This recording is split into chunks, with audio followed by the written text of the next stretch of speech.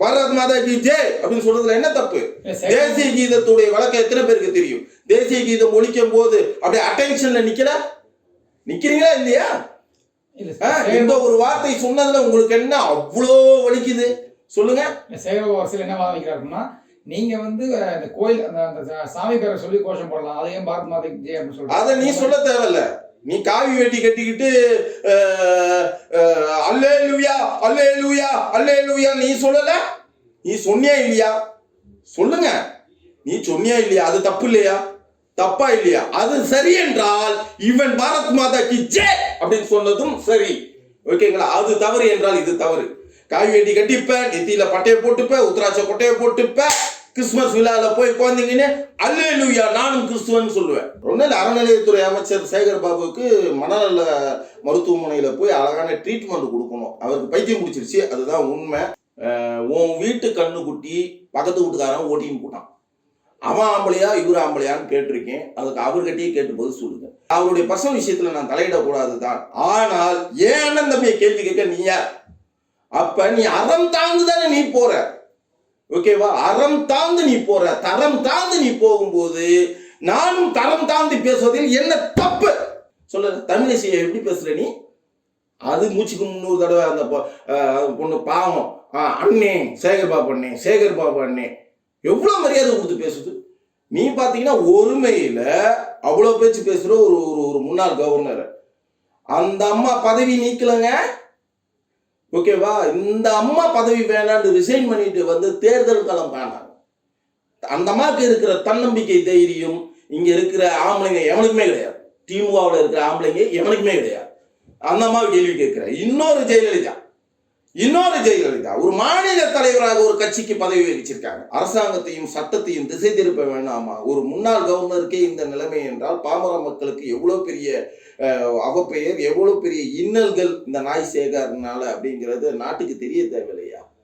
ஏன் உங்க பதிவுகளை ஆழமாகவும் ரொம்ப திடகாத்திரமாகவும் பதிவு செய்யலைங்கிறது தான் பிஜேபி தொண்டர்கள் இருந்து தலைவர்கள் வரைக்கும் அத்தனை பேரையுமே நான் கேள்வி கேட்கிறேன். சரிங்களா? இதெல்லாம் விடுங்க. ஸோ இவங்கெல்லாம் விடுங்க. எல்லாம் அரசியல்வாதிங்க. பொதுமக்கள் அந்த நாய் சேகரை கேள்வி கேட்ட, திரும்ப சொல்றேன், நாய் சேகரை கேள்வி கேட்ட, இனிமே கேள்வி கேட்க போற அத்தனை பொதுமக்களையும் நான் மனதார பாராட்டி வரவேற்கிறேன். கேள்வி கேளுங்கள். நீ பண்றது தப்புடா, நாங்க போடுற உண்டியல் காசை எங்கடா எடுத்துட்டு போய் எங்கடா குட்டுறீங்கன்னு கேள்வி கேளுங்க. ஓகேவா? நாங்க இங்க கஷ்டப்பட்டுக்கிட்டு இருக்கோம், நீ எங்கடா போயிட்டு வரேன்னு கேள்வி கேளுங்க. கேள்வி கேட்டால்தான் பதில் கிடைக்கும். கேள்வி கேட்டால்தான் நல்ல ஆட்சி அமையும். கேள்வி கேட்டால்தான் எதற்குமே ஒரு விமோசனம் கிடைக்கும். கேள்வி கேளுங்கள். எல்லாமே உங்களுக்கு கேட்டால்தான் கிடைக்கும். இல்லைன்னா எதுவும் கிடைக்காது. இல்ல அந்த இடத்துல போய் வந்து பேசணும் அவசியம் இல்லை. இப்ப வந்து ஒரு கோயில் திருவிழால போயிட்டு பாரத் மாதா கி ஜெய் அப்படின்னு சொல்றது வந்து தவறான விஷயம் தானே? ஏன்? பாரத் மாதாவும் கருவறையில இருக்கிற கோயில்ல இருக்க சாமியும் ஒண்ணுதானையா? பாரத் மாதானா நீ என்ன நினைக்கிற? பாரத் மாதா நீ எத்தனை ஸ்டேட்டுக்கு தம்பி போயிருக்கீங்க? இந்தியாவில் இருக்கிற அத்தனை ஸ்டேட்டுக்குமே போயிருக்கீங்களா? உணர்வுங்க. பாரத் மாதாங்கிறது கி ஜெய் அப்படின்னும் போது என்னது? அது ஒரு உணர்வு. அம்மாங்கிற உணர்வு, அப்பாங்கிற உணர்வு, இறை உணர்வு. அது நான் கோயிலுக்குள்ள கருவறையில் இருக்கிற சாமி உண்மையினால் பாரத் மாதா கி ஜெய் அங்க சொல்றதுல தப்பே கிடையாது. எனக்கு மந்திரம் தெரியாது சாமி, நான் படிக்கல. ஓகேவா? நான் படிக்கல. பாரத் மாதா கி ஜெய் அப்படின்னு சொல்றதுல என்ன தப்பு? தேசிய கீதத்துடைய வழக்கம் எத்தனை பேருக்கு தெரியும்? தேசிய கீதம் ஒழிக்கும் போது அப்படியே அட்டென்ஷன்ல நிக்கிறீங்களா இல்லையா? இந்த ஒரு வார்த்தை சொன்னதுல உங்களுக்கு என்ன அவ்வளோ வலிக்குது சொல்லுங்க. சேகர் என்ன வாதம் வைக்கிறாருன்னா, நீங்க வந்து இந்த கோயில் அந்த சாமி பேரை சொல்லி கோஷம் போடலாம், அதையும் பாரத் மாதா கி ஜெய் அப்படின்னு சொல்றாங்க. அதை நீ சொல்ல தேவையில்ல. நீ காவி வேட்டி கட்டிக்கிட்டு அல்லேலூயா அல்லேலூயா அல்லேலூயா நீ சொல்லல? நீ சொன்னியா இல்லையா? சொல்லுங்க. நீ சொன்னியா இல்லையா? அது தப்பு இல்லையா? தப்பா இல்லையா? அது சரி என்றால் இவன் பாரத் மாதா கி ஜெய் அப்படின்னு சொன்னதும் சரி. ஓகேங்களா? அது தவறு என்றால் இது தவறு. காவி வேட்டி கட்டிப்ப, நெத்தியில பட்டையை போட்டுப்ப, உத்தராட்ச கொட்டையை போட்டுப்ப, கிறிஸ்துமஸ் விழால போய் குழந்தைங்கன்னு அல்லேலூயா நானும் கிறிஸ்துவன் சொல்லுவேன். தப்புயா? அது தவறு என்றால் இதுவும் தவறு. அது சரி என்றால் இதுவும் சரி. இல்ல தமிழிசை வந்து அதே போல பாத்தீங்கன்னா தனியா போனா பரவாயில்ல, கூட 20 பேர் கூட்டு போனாங்க, அதனாலதான் வந்து இது மாதிரி வச்சிருக்காங்க மாதிரி. துர்கா ஸ்டாலின் நான் திரும்ப சொன்னேன் இந்த பேட்டியில ஆரம்பத்துல சொல்லியிருப்பேன் தம்பி, நீங்க நல்லா உன்னிப்பா பாருங்க. கோபாலபுரத்தில் இருந்து அந்த அம்மா கிளம்பும் போது தனியாக தான் கிளம்புவார்கள். திருச்சி ஸ்ரீரங்கம் கோயிலுக்கு போறாங்கன்னா ஒட்டுமொத்த பகுதி ஒன்றிய செயலாளர், அந்த வண்டி உள்ள டிஎஸ்பி, ஓகேங்களா, அட்டென்ஷன்ல நிற்பான். ஓகேங்க, இந்த அம்மா ஒரு ஆள் தான்.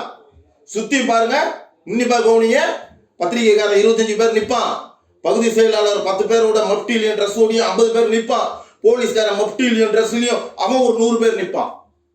முக ஸ்டாலினுக்கு இருக்கலாம் சார், இவங்களுக்கு ஏன் நிற்கிறாங்க? இவங்க பொதுமக்கள் ஒருவர் தானே. இவங்களுக்கு முக்கியத்துவம் என்றால் அவங்க 2 மாநிலத்தை ஆண்ட ஒரு ஆளுநர் அவர்கள். அவங்க ஒரு 10 பேர் போறோட போறதுல என்ன தவறுங்கிறேன்? நீ போனதே கிடையாதா? உன் கட்சிக்காரன் போனதே கிடையாதா? சொல்லியா? அது எல்லாம் சரினா இது சரிதான்? சொல்லுங்க. அடுத்தது தொடர்ச்சியா பாத்தீங்க அப்படின்னா அறநிலையத்துறை செயல்படுறது குறித்து உங்களுக்கு கருத்து?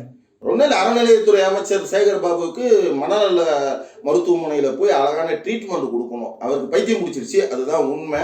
ஸோ இதுக்கு மேலே எதுவும் சொல்ல விரும்பலை. ஓகேங்களா, அது தம்பி உதயநிதி பார்க்கணும். ஏன்னா இப்போ முக ஸ்டாலினும் ரப்பர் ஸ்டாம்பு தான். அவருக்கு வயதாகி விட்டது, வயது முதிர்வின் காரணமாக அவர் அப்படியே லேண்ட் ரோவர் காரில் அப்படி போறாரு, இறங்குறாரு, திரும்ப வராரு. அவர் நல்லா இருக்கணும் அப்படிங்கிறதுக்காக துர்கா ஸ்டாலின் ஒவ்வொரு கோயிலுக்காக போய் வேண்டிக்கிட்டு இருக்காங்க. நிர்வாகம் இப்போ பார்க்கறது என் தம்பி உதயநிதி தான். ஸோ தம்பி ஒரு நல்ல முடிவு எடுக்கணும். அறநிலையத்துறையை கூடுதல் பொறுப்பாக தம்பி உதயநிதியே பார்க்கணும்னு நான் கேட்டுக்கிறேன். ஏன்னா இந்த அறவைக்காடெல்லாம் வச்சா இருக்கிறவனுக்கு பைத்தியம் பிடிச்சிடும். ஓகே, அறநிலையத்துறை பைத்தியமாகி போய் ரொம்ப வருஷம் ஆச்சு. இன்னும் கொஞ்ச நாள் அதை இழுத்து க்ளோஸ் பண்ணிடுவாங்க, இவங்களே க்ளோஸ் பண்ணிட்டு போயிடுவாங்க. தொடர்ச்சியாக பார்த்தீங்க, திருச்செந்தூரில் பார்த்தீங்க அப்படின்னா, திருச்செந்தூர் பழனி ஆகட்டும், எல்லா கோயில்களிலும் பார்த்தீங்க அப்படின்னா கூட்ட நெரிசல் அதிகமாக இருக்கு. ஸோ அவங்களோட செயல்பாடுகள் இல்லைன்ற பொதுமக்களுக்கும் வாதம் வைக்கிறாங்க. கூட்ட நெரிசல் அதிகமாக இருக்கிறது அது பக்தி உணர்வுங்க. அது எப்பவுமே திருச்செந்தூர்ல கூட்ட நெரிசல். அது ஏன்னா என் குலதெய்வம், என் அப்பன் முருகன், என் முப்பாட்டன் முருகன், என் முப்பாட்டனை பார்க்க உலகம் ஃபுல்லாக அந்த என் அனந்தமிங்க வருவாங்க. அதை தடுக்க அவங்களால முடியாது. வருவாங்க, ஓகேங்களா, வருவாங்க. அந்த இடத்துல கூட்டம் கூடுவாங்க. எந்த இடத்துல பிரச்சனை வந்திருக்கு? இவங்க போய் தாங்க பிரச்சனை பண்றாங்க. ஒரு நாளைக்கு திருப்பதியில லட்சக்கணக்கில் கோடிக்கணக்கில் பேர் கூடுறான், அங்கே பிரச்சனை வரலையே. திருச்செந்தூர்ல இது வரைக்கும் கோடிக்கணக்கான பேர் கூடி இருக்கானே, பிரச்சனை வரலையே. நீங்க போனாதானே பிரச்சனை வருது. அப்ப நிர்வாகம் சரியில்லைன்னு தானே அர்த்தம். அவங்க மேல குறை சொல்லாதீங்க, ஓகேங்களா. கரூர்ல பாத்தீங்கன்னா 41 பேர் செத்தான், ஓகேங்களா. ஒரு 7-8 லட்சம் பேர் ஒன்னா சேர்ந்தான், 10 லட்சம் பேர் ஒன்னா சேர்ந்தான். திருச்செந்தூர்ல வருஷம் 50 லட்சம் பேர் ஒன்னா சேர்ந்துக்கிட்டு தானே இருக்கான். எந்த இடத்துல பிரச்சனை வந்தது? அந்த இடத்துல ஒரு அறம் காக்கப்படுகிறது. ஒரு நேர்கோட்டோட செல்றான் என் அண்ணன் நம்பி. முருக பக்தர்கள்ல சாதாரணமானதெல்லாம் கிடையாது. அரோகரா அப்படின்னு உரத்த குரல் கொடுக்கும் போது எல்லாரையும் அரவணைச்சுக்கிட்டே செல்வாயா, ஏறி மிதிச்சுட்டு போக மாட்டான். முதல்ல அது தெரிஞ்சுங்க. முதல்ல பேசிக் தெரியாம என் மக்களை குறை சொல்லவே வேண்டாம், ஓகேங்களா. திருச்செந்தூர்ல கூடுற கூட்டம் அத்தனையுமே உணர்வு பூர்வமான கூட்டம், காசு கொடுத்து கூடுற கூட்டம் கிடையாது.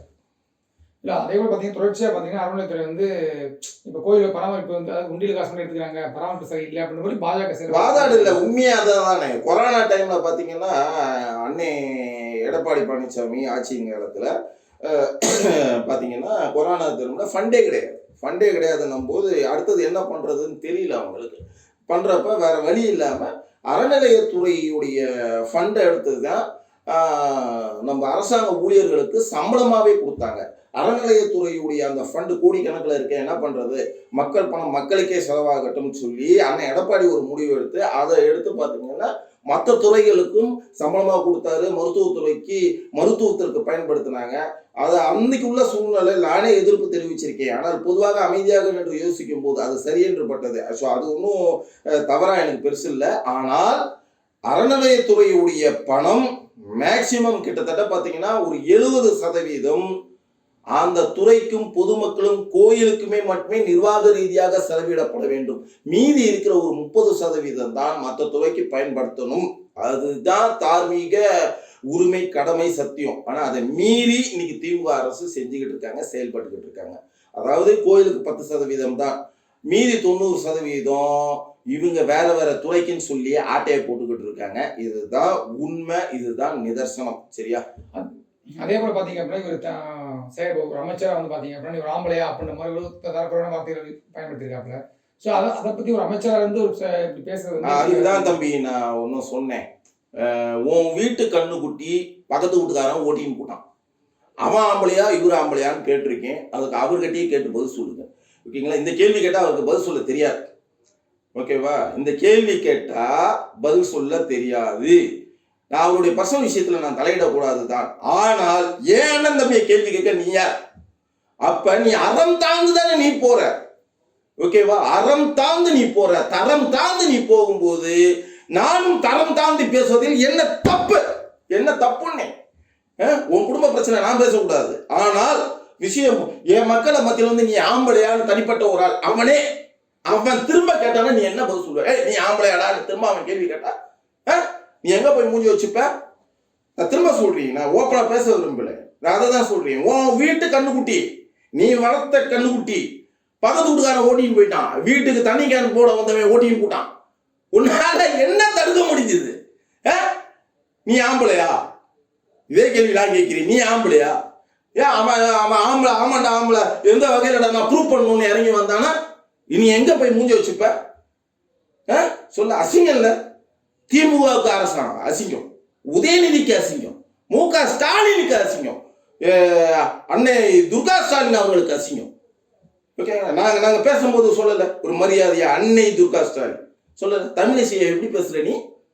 அது மூச்சுக்கு 300 தடவை அந்த பொண்ணு பாவம் அண்ணே சேகர் பாபு அண்ணே எவ்வளவு மரியாதை கொடுத்து பேசுது. நீ பாத்தீங்கன்னா ஒருமையில அவ்வளவு பேச்சு பேசுற ஒரு ஒரு முன்னாள் கவர்னர். அந்த அம்மா பதவி நீக்கலங்க. ஓகேவா? இந்த அம்மா பதவி வேணான்னு ரிசைன் பண்ணிட்டு வந்து தேர்தல் களம் காணாங்க. அந்த அம்மாவுக்கு இருக்கிற தன்னம்பிக்கை தைரியம் இங்க இருக்கிற ஆம்பளைங்க எவனுக்குமே கிடையாது. திமுகவில் இருக்கிற ஆம்பளைங்க எவனுக்குமே கிடையாது. அந்த அம்மாவை கேள்வி கேட்கிற இன்னொரு ஜெயலலிதா ஒரு மாநில தலைவராக ஒரு கட்சிக்கு பதவி வகிச்சிருக்காங்க. ஒரு ஸ்டேட்டுக்கு இல்லாம 2 ஸ்டேட்டுக்கு கவர்னராக இருந்திருக்காங்க. ஒரு படிச்சவங்க. சேகர் பாபு யாரு? முழுசா நீ 8ஆம் கிளாஸ் முழுசா படிச்சு பாஸ் பண்ணிருப்பியா? பேக்கெட் வழியா சர்டிபிகேட் வாங்கி வச்சுட்டு BA MAன்னு சொல்லி பேக்கெட் வழியா ADMK நீ ஆஃப்டர் ஆல் யாரு? வட்ட செயலாளர் வண்டு மூழ்கி, அவ்வளவுதான் உன் தகுதி. அவ்வளவுதான். அவன் காலம் பிடிச்சி இவன் காலம் பிடிச்சி நகரம் பகுதி ஒன்றியம் மாவட்டம் வாங்கிறதுக்குள்ள கிழிஞ்சு டாரா போட்டார். ஓகேவா? பிளக்ஸ் போர்டு வச்சு மு.க. ஸ்டாலினை கவுத்து இன்னைக்கு அமைச்சரா இருக்கிறேன். உன் தகுதி அவ்வளவுதான்யா. நீ தமிழிசையை கேள்வி பண்றதுக்கும் கிண்டல் பெற்றதுக்கும் உன் தகுதியே கிடையாது.